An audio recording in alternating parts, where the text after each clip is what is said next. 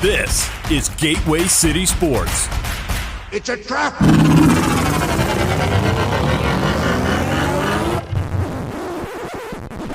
Oh, I'm sorry. Did I break your concentration?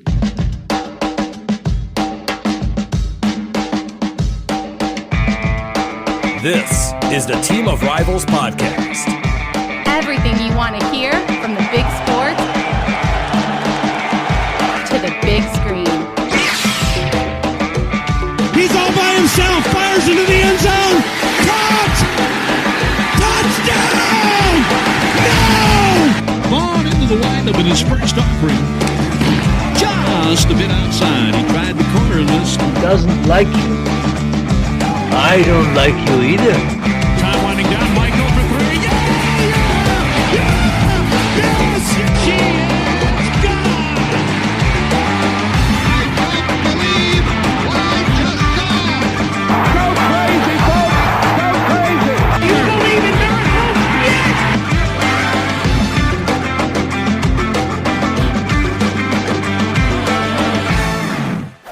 You may fire when ready. What?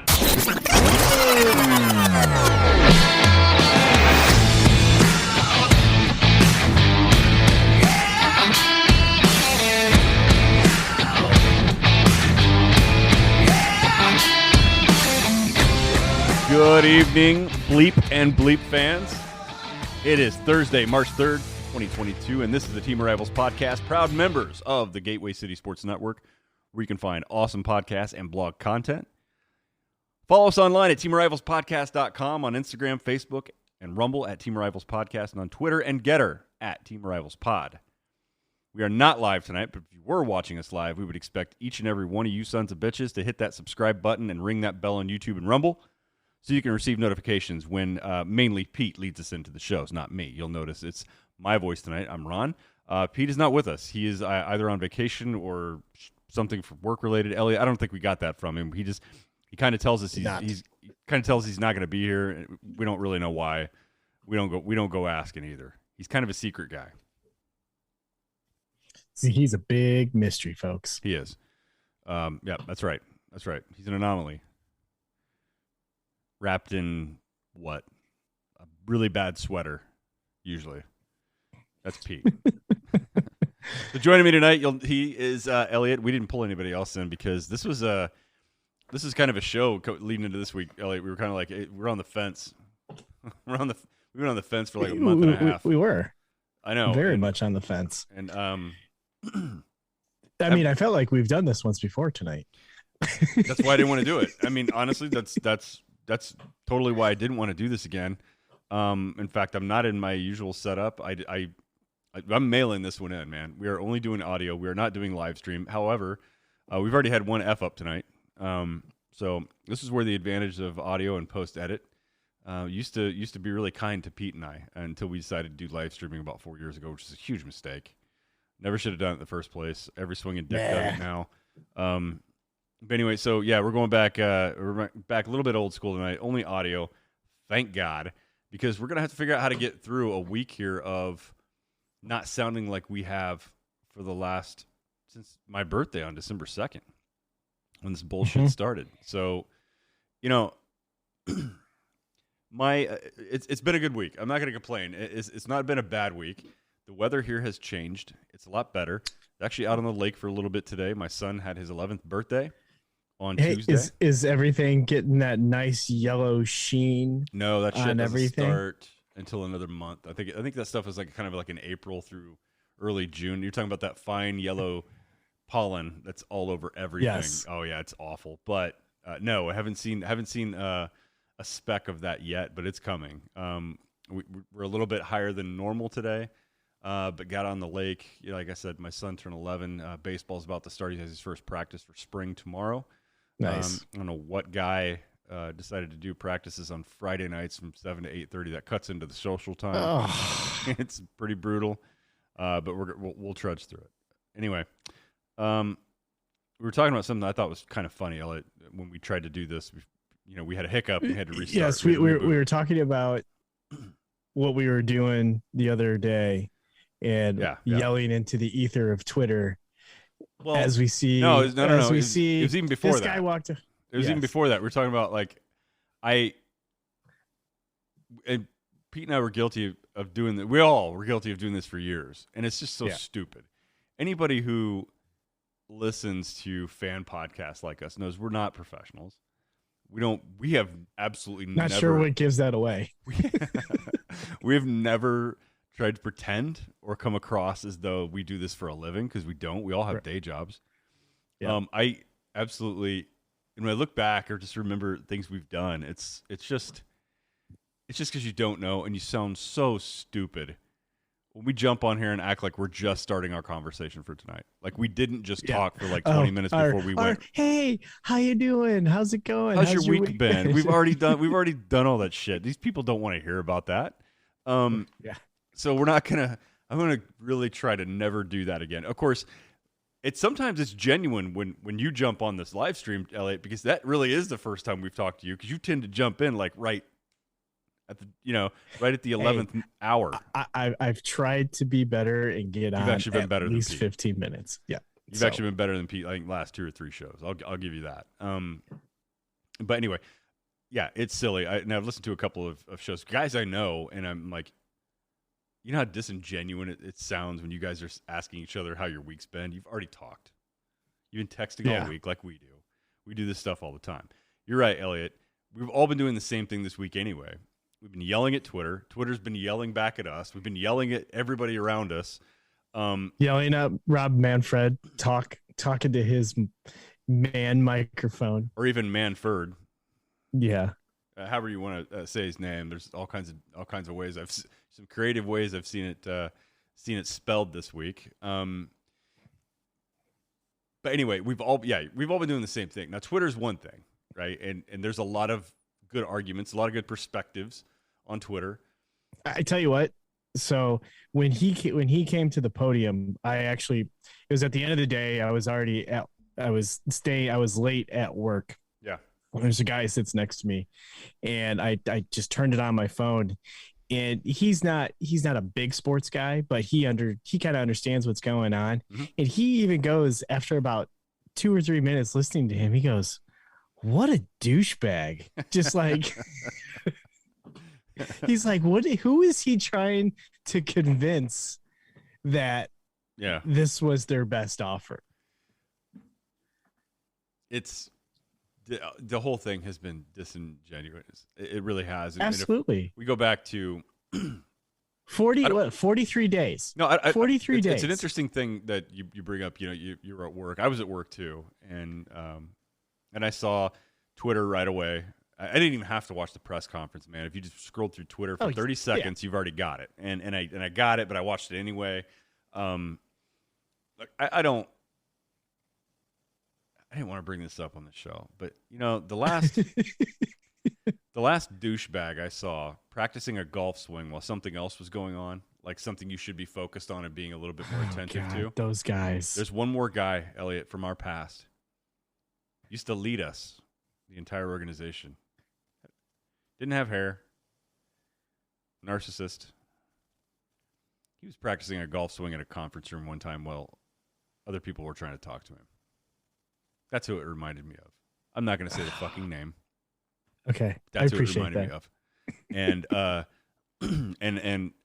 And that brought me back, and I'm like, yep, those fucking people. While something is going on that look, and in a world right now where we have a war going on, we seem pretty petty bitching about a sport. I understand. Yes, we do. First world problems.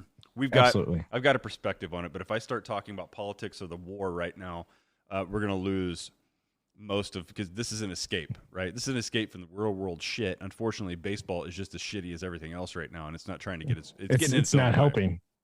And so Twitter's one thing, Elliott. Facebook is a whole another level of stupid. Yikes. No, you can't say that anymore. You can't say Facebook. It's Meta. Whatever, Ron. Man. But it is just full of the dumbest people that I mean, and I'm not talking about older generations who aren't sports fans who just want to go on and see pictures of your kids and tell you happy birthday. I'm not talking about folks like that. I'm talking about the Facebook group sports fans are the biggest collection of dipshits that I think I've ever come across in my lifetime. And I'll say it again on here.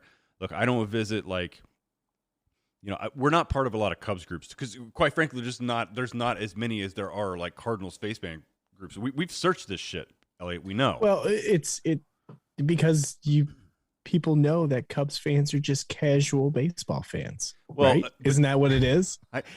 You know what? If I didn't know any better and I was sitting around searching on social media, I'd say yes. Of course, every fan base is going to have a percentage of fans that are diehard, that know everything inside and out, and are dedicated. But there just weren't a lot of Cubs fans Facebook groups when we started this whole thing. But there were like a million Cardinals Facebook. So I don't know, but I would say that my fan base, Elliot, is just borderline. Like collectively, if if all Cardinals fans that existed on Facebook and existed in these groups were a person, we would have to be committed. And I don't mean in a good way.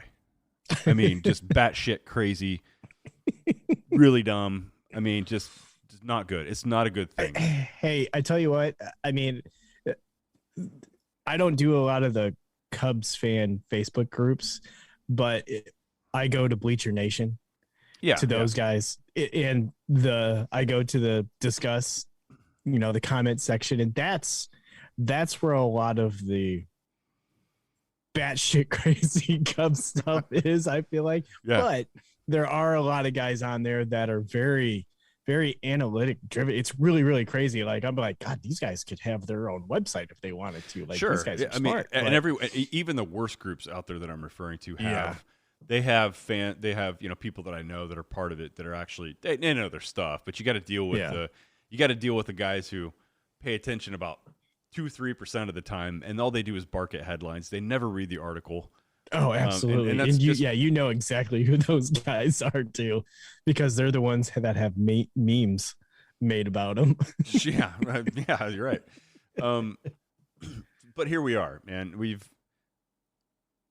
had this lockout that wasn't really necessary. That started on my birthday. Happy birthday to me. Happy birthday, Ron.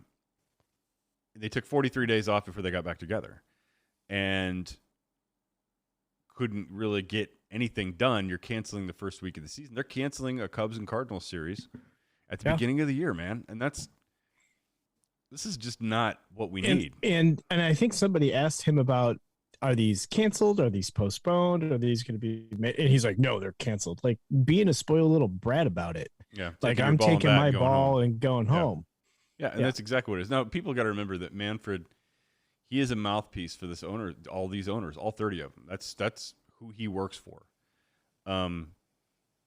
And I'd say right now he's got baseball, and we talked about this before, Elliot, that, a lot of kudos to Pete for bringing up 8 men out that can't be convinced to make a deal. And so I don't know what the hell their deal is other than they don't want to spend. Right. They don't want to be outspent, as you said before. So what the hell do they want? And I don't know if there's a line of sight here. I don't know how many games we're going to lose. And this sport couldn't be doing this at the worst possible. I mean, there couldn't be a worse time for them to be pulling this shit. They had a lot of time to take care of this. You got to imagine that probably next Tuesday they cancel the next couple series, and by the next Tuesday or Monday after that, he's gonna do the same thing. Yeah. So every week he's gonna cancel that week's series of games. So my question is for the laymen out there. How many owners need to vote yes? Is it 100%? Is it 26? 24, right? It's 24. So 24. Man. They're like one shy, I think, of being able to get this thing done. And you have one team. You have the 8 teams that we had talked about for the most part last week that are getting in the way. So, hey man, I'm all for league contraction. And most of those 8 teams we talked about, it's not going to break my heart. Yeah. At least half of them won't. It's for us diehards, I mean, it's pissing us off and driving us away. But for that casual fan, you may be losing them for good. What have I been saying for years, Elliot? Yeah, I've been saying this since we started talking about the 2020. I'm not alone, man. I'm not the only guy out there that was talking about, hey, the CBA coming up in a couple years. But if you go back and listen, I've even had many conversations with Pete and even you that this is going to be a real bitch of a thing here. And we knew they were going to do it last minute so that they could have leverage. I mean, you saw the writing on the wall when they had plenty of time to start these discussions and get it done. Shit, you had half a season where you didn't have games where you could have been doing this. So the list of teams here from that tweet I sent you guys that are holding this up. Shocker, the Pirates. Yep. The Orioles. Another shocker. Orioles. The Guardians. Oakland. With a dumbass name for their team. The Marlins. Again, that's not a shocker. Nope. The A's. The Rockies. Tigers, which, Tigers were spending like drunken sailors, 15 years ago? Yeah. Royals, Twins, and D-backs.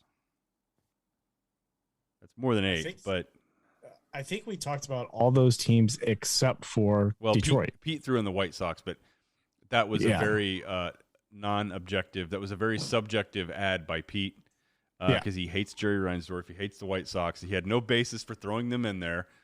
He just wanted to. He wanted to. I don't care what kind of bullshit he's pulling up from the past that they had everything to do with the last one. I think Pete just wanted the White Sox to be part of that conversation. He wanted them to be on the list. Now, maybe they are, and we don't see it here. But I don't know really what to say. I mean, I am dead serious. And I don't know how baseball's going to react. There's a couple things that happened during this whole thing, Elliot. Like, MLB.TV sent out a notification to all users that, hey, look, we're not going to auto-renew you tomorrow or today. Right. We're going to do it later. And I think they are responding to the amount of social media posts and actual cancellations that have come through. Cancellations, yep. And because I'm one of them. And I will not subscribe again. I don't know if it will. Now, look, they start playing again, and there's a free agent frenzy and all kinds of stuff to talk about. Man, I'm not going to sit here and sound like an asshole that I'm probably going to buy back in, because I want to see the result of all these moves and all this frenzy of signing. I'll want to see it, but right now, like I'm not going to curl up in a ball, sucking my thumb, crying myself to sleep tonight because baseball's not back. Isn't that strange? Isn't it kind of strange a little bit, though, that like last year I couldn't watch baseball for a couple weeks. And then they decided to go on like a 17-game winning streak. I'm talking about the Cardinals, my team. Right. I had to start watching once they hit like 12 wins. I couldn't not. It starts to become history. It does. Yeah. And you're like, how can they keep this up? I was already sick and tired of watching the style of play that I was seeing. And now you throw this on top of it, Elliot, and I'm annoyed that they could be so dumb to let this happen. But beyond just being annoyed, like I'm not actually pissed and I'm not really sad. If it doesn't come back to show, we had to deal with this in 2020, and the fucked up thing about baseball is, did they not think that some people are going to learn to live without us? Because I think some people did. And if I've been able to take a 2-week hiatus from even watching a single pitch in baseball during the middle of a season, what do you think, to your point, what do you think the casual fans are going to be like? Right. They're going to be like, well, there's nothing to watch. Maybe I'll go watch some MLS or, Right. I mean, we'll have the hockey playoffs. We'll have NBA. We'll have MLS. And I mean, soccer is one of the biggest sports in the world for a reason. It's starting to bleed over here more and more kids play. Well, Charlotte got a team this year. Their team starts play.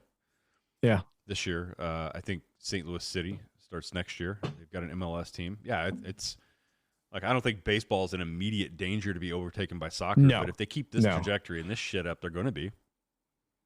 Yeah, it's not going to be overnight, but maybe 5 years, 8 years, 10 years from now, I mean, when you think about Elliott, like the accessibility of the game, like so baseball's starting here. It's cost over $500 to register 3 kids to play Little League, Rec League. Okay? Jesus. That's all of them, not each, but all of them. And you have to find the right field. The equipment's not cheap. Like, this game is already hard to attain. You can imagine with some people who struggle a little bit financially, right? The traveling leagues, the baseball and bats, to play the really good competition, training. right? And to have your kid get the best instruction possible and play the best competition possible, you're going to pay through the nose, and you got to know the right people. So this is a game that's very inaccessible to a lot of people, and you can imagine what it is to minorities and inner cities, right? Oh yeah, like very, very hard to attain. Where you take something like soccer, you got an open field and a ball, and so just do the math. It's like basketball. What's going to be easier for somebody to even just a pickup game? So baseball's got some problems. I've been saying it for a very long time. I'm worried about the health of the sport. I'm worried about the future. I'm worried about the owners being obsessed with value and squeezing every value out you can, and just not having that long-term vision outside of having a lot of shit around your ballpark you've invested in, a lot of restaurants and bars and nice things that you can make more money off of, but not looking at where this game is going and how entertaining this game is or isn't. I'd like to see just as much energy put into that by owners, even like my own, versus a ballpark village, which it's absolutely beautiful and does add a lot to the downtown and the stadiums. There's a lot of positives that come with that. Don't want to knock it all, but hey, can we start paying attention to the actual game? And it reminds me of the documentary I talked about last week, XFL. Back in the early 2000s, they initially launched that. The wrestling guy, batshit crazy, had an idea, hyped it up, talked about what it was going to be, but you know what they never focused on? You know why it failed? Because the actual football sucked. The football was terrible. The football was terrible. The quality of the play was terrible. They didn't prep. They didn't have a strategy for how they were going to make this game actually entertaining by paying enough attention to the product that was going to end up being on field. And it sure didn't live up to the graphics and hype and everything else that they had talked about. You know what? The owners can take a little bit of a lesson from something like that. You better start paying attention to what you've got on the field. Because the way this thing is being played right now, I've seen some very interesting polls, Elliott. Like, what would you rather see? Would you rather see baseball 20 years ago being played now? Or would you rather see now, the analytical style? 20 years ago. Yeah, give me the steroid era any day. Because, one, it was more fun, and it wasn't just because I was younger. It was more fun. There was still strategy. It was a lot more fun. Right, still strategy involved. Yes, I know there was guys. You still had people stealing bases. You had guys hitting grounders. It was the beginning of, the steroid era, the hard batted balls and the towering home runs and the, but there was still a lot of small ball. A lot of small ball, a lot of strategies. Guys like Craig Counsell were very successful in the league. Guys like David Eckstein, very successful in the league because they did the little things that mattered, and it worked. And you just a lot more 9-inning games much. too, Right. with 9-inning pitched games, complete games. Mm-hmm. Yeah, guys are juiced or not, that shit was more entertaining than what we're seeing these days. Right. So baseball's got problems, and on top of that, yes, they decided to go ahead and elect a self-inflicted wound by pulling this crap. And I don't know where you were months ago. I was holding both sides equally to blame because this is a deadline that was like, Elliott, reminds me of that scene on Austin Powers where the guy's going to get hit by the steamroller, but it's like 50 yards away from him, but he's screaming with his hand out. Right. You know which one I'm talking about. Like, this has been out there forever, and you didn't do anything, and now here we are. So I don't know. I've rambled on quite a bit here. It's just, Elliott, again, this is not anger. This is just like head scratching, like eye rolling. Like, how could you guys possibly get yourselves to this point where you're canceling games? Yeah. It's a self-inflicted wound is what it is. It is shooting yourself in the foot and then blaming the gun. it's the meme where the guy shoots the body sitting in the chair and turns around and says, "Why would you do that?" Yes, I know which one you're talking about. I put out a meme, and I think it was in response to something Kyle Reese had said, which I was going to ask him if you want to join us tonight, but it's one of the things like it was last minute whether we were going to do this or not, Elliott, because we're so disgusted with the game right now that I put the one out where the guy put the knife in the toaster. Like, it's a bad idea. You're going to get hurt, and you did it anyway. Yep. And how many times we both have young kids? How many times you told them not to go? Don't do that. And they do it anyway. Yeah. Don't jump on the bed. You're gonna hurt yourself. And then they jump up and they try and get as high as they can, and they forget about the ceiling fan and then bust their head on the ceiling fan. I told you. Shit, how tall is your kid? Yeah, but I think it's like you warn them, don't touch those little outlets in the side of the wall. You get away from those. You always yell at your kids, don't ever touch those. Yeah. And inevitably, you see a bulb dim one day and a kid crying, and you're like, what happened? And you see a fork laying there on the floor. Like, oh, I see. You didn't believe me, you son of a bitch. There you go. Nothing a little 110 won't do. Oh boy. Yeah. So baseball has gone. I hate using this. I'm not going to use the word. I got in trouble for doing it before, but in the words of Tropic Thunder, the movie. Yes. Baseball has gone full you know what. Yes. So you never do that, but they did. They did it. I do blame them.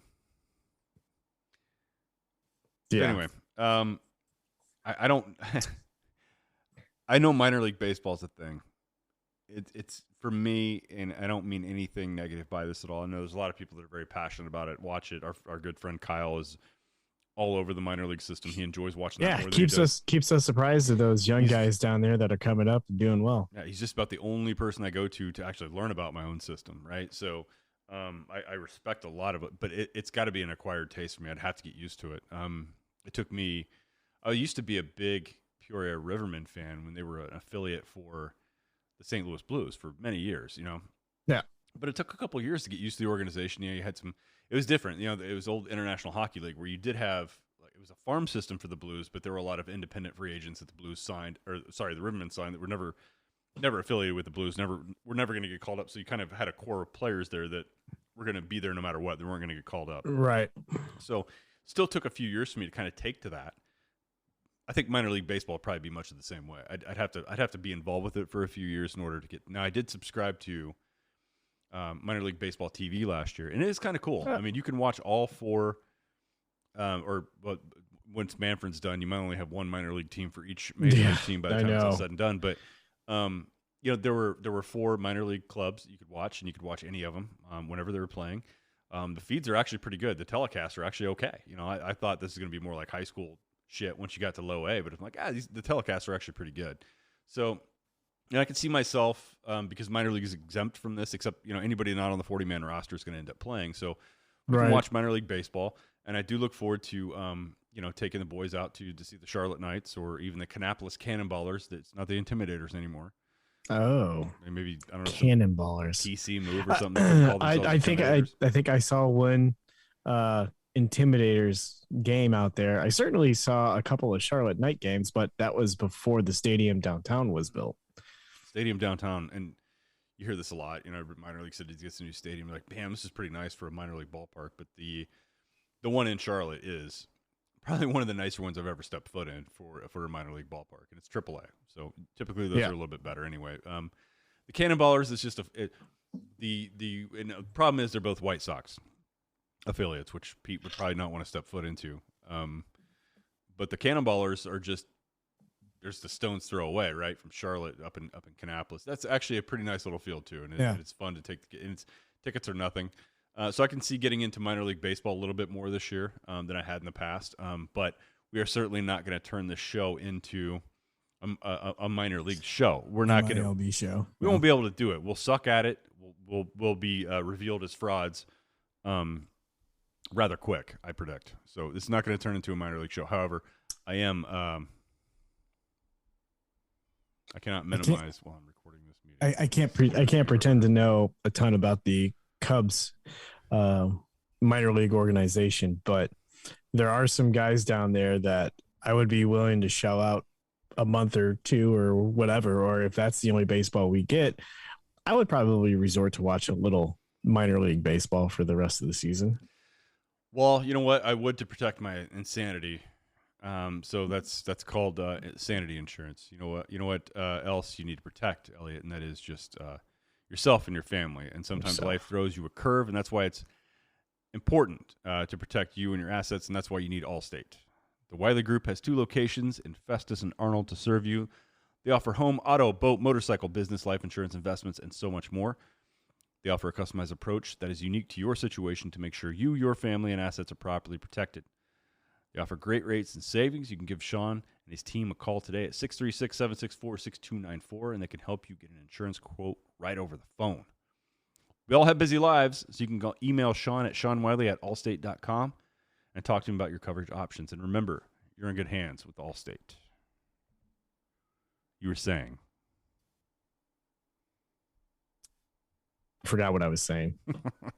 Well, I was talking about subscribing to MILB for the season. Yeah. If, I don't think that would be a bad thing. At least help those guys get paid. Oh, no, they won't get paid more. It doesn't go to them. Be nice if it did. Yeah, I'm talking to you, MLB. Bunch of savages. Don't know why this just popped in my head, but I sometimes I get fooled by those name things, Elliot. Like somebody can and I got a random text of somebody I've friend for a long time, but likes to do shit to throw me off every once in a while. And the names like, gosh, I don't want to do this one, but I'm gonna have to do it because it's the only example I can think of right now. Like the name Mike Hunt, and somebody will do that to me, and it'll get. I don't know why I'm so slow to catch that kind of stuff. Like, hey, if you remember that baseball player Howie Feltersnatch? And I'm like, oh no, I've never heard of that one. And they're like looking at me like, you dumbass. Got a text today, and all it said was, hey, do you remember Barry McCockiner? And I'm like, Barry McCockiner? No, I don't remember that guy. I'm like, was he like someone? Was he someone? Like, did he work here? And all I saw was really ? Read it again. And I'm like, Barry McCockiner. I read it like 16 times. The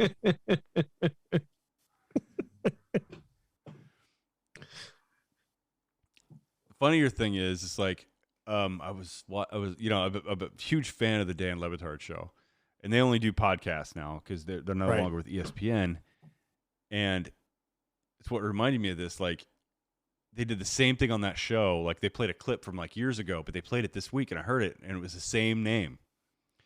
Seriously? The internet article. This is read by Barry McCockiner, and I'm like, holy shit! I've had that happen to me before. Somebody asked me, and I read it out loud like 16 times. I'm like, I don't remember that person.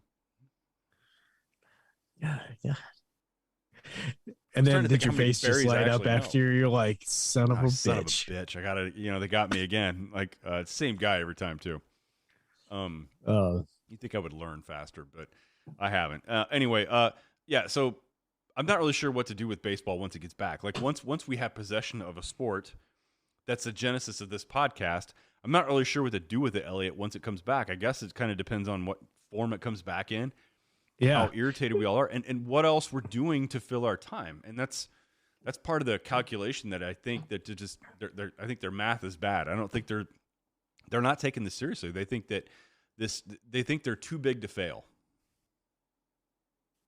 Well, we'll see. I mean, it's going to be the fans making up their minds, and the relationship that the owners can either cultivate with the fans or cultivate with the teams. Because if the players are pressured into signing a bad CBA, you're just going to have salty players the rest of the season. But and as much as I want to say I'd be okay with that, it's like at this point, Elliot, I'm not. What I didn't get to earlier that I had mentioned is I was kind of 50-50 early in my blame. I'm like, you guys both knew about this deadline. I blame both of you. At this point, along with, I think, most public, Elliot, I think most people, we know who's to blame for this mostly at this point. We know it's the ownership group. Yeah. And especially we'll focus on those 8.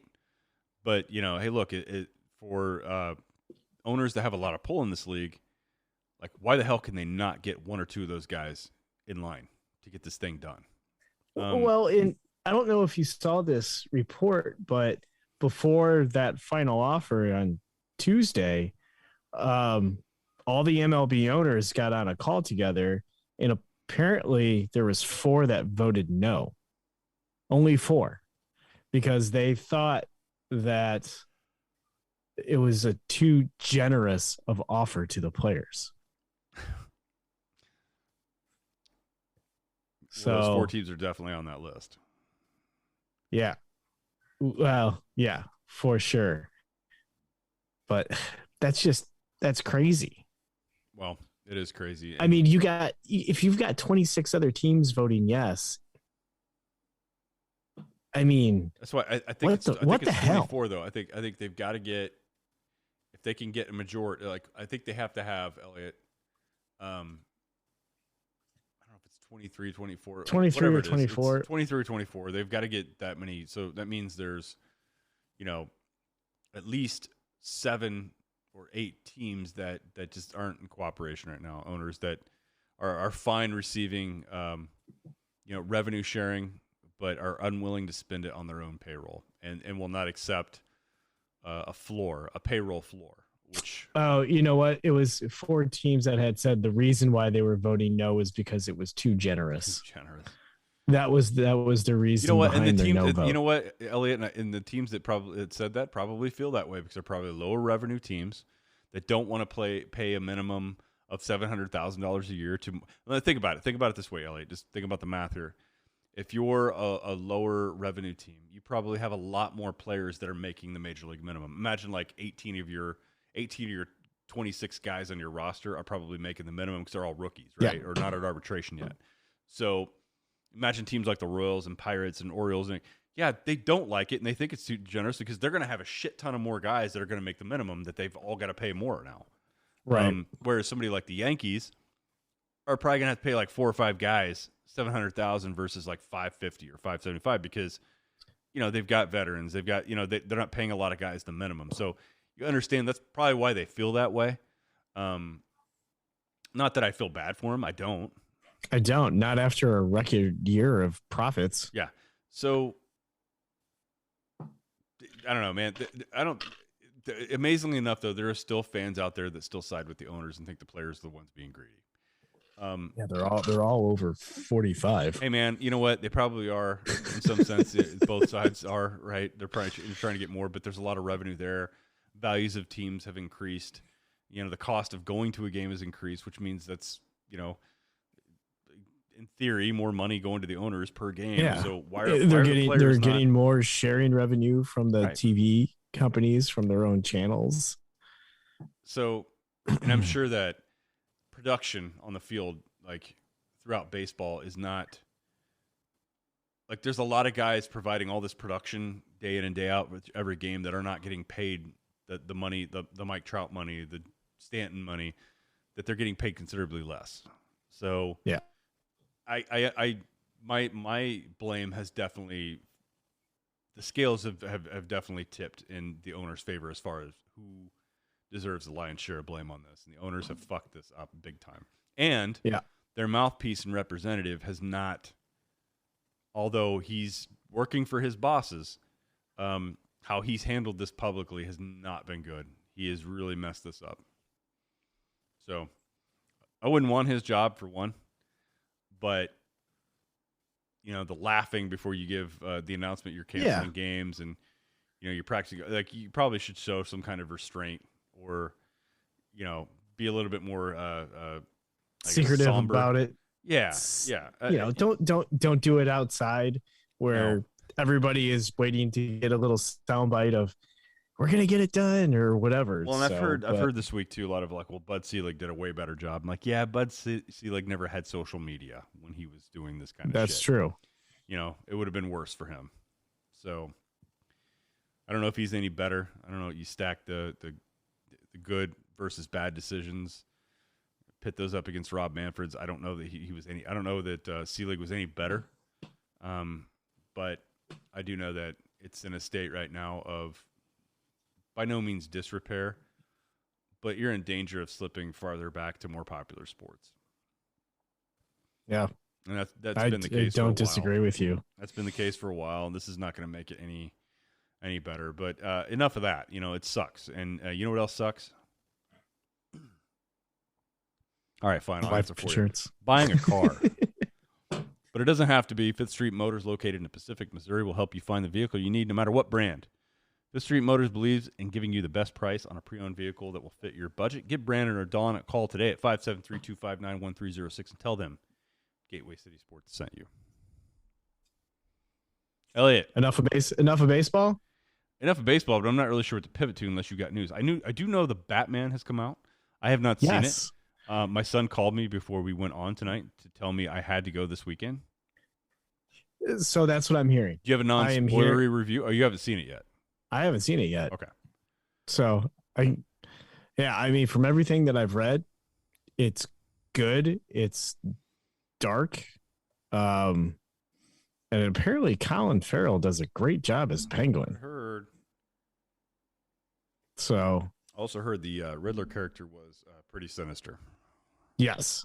So I am surprised, and I will actually go see a DC movie in the theaters and not wait for it to come out. Not wait for it to be on HBO Max like I've watched like all of the other ones. Correct. Yeah. It's I know we've had the DC conversation on here before, and they've got to be like I haven't gone to see a DC movie in theaters since Green Lantern, and that's what ruined it for me. Holy shit. Yeah, that's a bad one. I don't know that I went to see that in theaters. Maybe I did. Maybe I did take Braden to the theater to see Green Lantern. I'm not sure, but I do know that, my brother's the biggest comic book fan. I feel guilty every time we talk about this stuff, and I don't have him on here. But I would curious his opinion on this new Batman. I know he's seen it by now, but I haven't heard from him. Heard from Braden. Said, hey, you might want to go watch it before you let your younger kids go. Yeah. I don't think you can. I don't think younger kids would want to go to this movie. I'm certainly not going to take Eli. I think my 11-year-old would be okay. He's seen the Predator. He might be okay. Yeah. Yeah. He's probably okay. But I got a little bit of a little bit of like the Dark Knight or Batman Begins vibe mixed with the movie Seven. That's what. Yes. As my son was describing it to me, I'm like, holy shit! Like you never saw a lot of the gore in the movie Seven, but it was implied. Right? Oh, yeah. And it messed with your head. And that's what Braden kind of said. So I'll probably have to see this before I let the younger ones see it. But I'm actually looking forward to it. I've always been, out of all the DC characters, Batman's always been the most intriguing to me. Superman's always been boring to me because he's Superman. He can't, be killed except with a piece of green glowing rock. So Batman's always, I think he's the heavy for DC. So hard one to screw up. But also the whole, Christopher Nolan trilogy is probably a hard follow up, right? If you're gonna do Batman Absolutely. Again, because the Ben Affleck stories didn't quite measure up, in my opinion. If I'm being honest, not that I think Affleck was a terrible Batman. I don't think he was at all, but just didn't, I liked his portrayal of him. I thought he did an excellent job as Bruce Wayne. The storytelling just was sucked by Zack Snyder. Now, I will probably get lynched by some hardcore DC fans about that because they'll say, but the Snyder cut. Well, I did see the Snyder cut. I watched that. It was long. That's what I heard. It's like 4 hours. Yeah, I watched 6 it. hours. Well, we had one of those weekends where the weather was terrible, and we came out here. Not here. We were inside and watched it. I think Sarah even sat down and watched it. No, I haven't watched it yet. Snyder cut's long, but it does. I think it does add a little bit more context to everything. That it wasn't bad. I mean, it was interesting enough. We finished it. So I'll have to do it one of those days where it's crappy outside and we got nothing going on. There you go. That's when you do that kind of stuff. But all right. So yes, I do want to see this movie. I don't know if I'll get out this weekend to do it, but I'll try to do it as soon as possible because I'm sure Pete's going to do the same thing. So that's something we can follow up on a little bit. It's what we do now. And then on the Star Wars front, there's just nothing. There's nothing on the Star Wars front except rumors and news and all kinds of stuff you want to watch on YouTube. You can do it at your own free will. We're not going to talk about it here. Go see the guys at Rebel Force. I haven't talked to them forever, but I have listened when I can. I don't know how they do that every week with all that content. But I give credit. Well, kind of cool. So last weekend was one of those lazy weekends for us on Sunday. Eli finished Clone Wars. Oh, did he go all the way to the end of season 7? Yes. Okay. Yeah. So he loved it, but the thing is, he got to the point now where that very last episode, if you haven't seen Clone Wars, it's far past that time. Spoilers. Yeah, we're not doing where Darth Vader comes to the planet, and he was kind of confused. He's like, wait, where does he come from and now? Like, who is that? Like, and I'm like, well, he had seen the first couple. He saw 1 and 2. I'm like, we'd never watched Revenge of the Sith. So he had no idea. He had no idea. That's pretty. So cool. that he's like one of the small percentage of people that did not know Darth Vader was in fact Anakin Skywalker. So then we watch Revenge of the Sith, and he's just like, what? Holy sheep shit, Dad! You kept this from me for how long? Yeah, it was pretty amazing, awesome. Actually. So now he's got 6 or 7 episodes of Rebels left. Okay. So man, what an underrated show. Even among fans, Star Wars Rebels. Yeah. That's good. Interested to see what he thinks of all that. 'Cause there's a little bit of crossover at times there, right? Like a Ahsoka Vader fight. Now he'll get to watch it knowing that Vader is Anakin and Anakin and Ahsoka if he's been through the Clone Wars. Right. Will be super cool. That'd be super cool to watch that. Imagine if you could erase your memory and watch all this shit again for the first time. I know. Well, I think one of our next episodes is where Kanan comes in and stops the explosion. Oh, where yeah. That's so good. The way that season ended, I think it was great. Especially from that episode on. All of it was really cool. Well worth the rewatch. I've rewatched most of that probably 3 times at least by now. But yeah, I'd say I think I'm right there. All right. Well, I think that we went longer tonight than I thought we would. Elliott, I think I told you we were only going to go like 30 minutes because I'm over all of it. But we got to keep this thing rolling. Plus, Pete said he wanted to listen to something on the way home. He'll probably get 5 minutes into this and fall asleep. That's probably true. Then we've done our job. We have done our job. So if you enjoyed this episode, don't forget to subscribe. And if you want to help us spread the word, please give a 5-star review and tell your friends to subscribe. We're available on Rumble, Facebook, YouTube, Apple Podcasts, Spotify, and wherever else you listen to podcasts. Also, be sure to check out the other Gateway City Sports podcasts, including Derek King's Sports Show, 2 for 3 with Smooth Michaels, Yacker Jacks, XFL STL, and In the Cars with A-Train Arlington Lane. You can find Elliott at TOR_Elliott. Sorry, I had to do some reading, editing at the same time there. You can find me at TOR_Ron75. You can send us an email if you want to talk to us at the show at teamarivalspodcast.com. And Pete, I hope you enjoyed this episode. We look forward to having him back next week, kind of taking the steering wheel and guiding us through the conversation. We did the best we could this week under the circumstances. Hopefully we actually have baseball to talk about next week. Hopefully we have baseball to talk about next week. If not, and not the owners. If not, well, right. Well, here's the thing. I can go over under right now. I think we're going to be in the exact same position we are next week that we are right Agreed. now. I don't think it's going to advance any further. So, it's funny because I did talk to Pete, offline earlier this week. I'm like, what are we going to do? This whole premise of this show was built on baseball, the rivalry.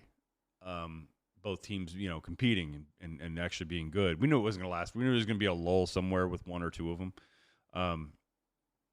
But baseball takes a dip like this. Like, talk to me, a serious question. Like, what is this going to become? Because I just don't think we're gonna have the willpower to do this every week if they continue. One, if the sports the sport itself continues to go in the direction it's going, and this lockout lingers on, like, what are we going to do? So, well, you're gonna have to get a Xbox or PlayStation, and we'll just play MLB the show against each other and talk shit. We're gonna have to do something. Yeah, we'll have to do something. But we got a couple ideas kicking around here, so we might. There's a possibility we could be branching out and doing some other things, even not just this weekly Thursday night show, but a couple things in addition that are just more the kind of fun stuff, conversational. So anyway, look for a little bit of new content potentially coming from us here soon. But until we will stick it out on this weekly show on Thursday. Even though it's gonna take some extra, I feel like I'm burning more calories just forcing myself to do this, but that's fine. I need to shed a few pounds anyway. So there we go. Elliott, hope your week is great. But I'm not going to pretend that we're not going to talk before then because we know we're going to.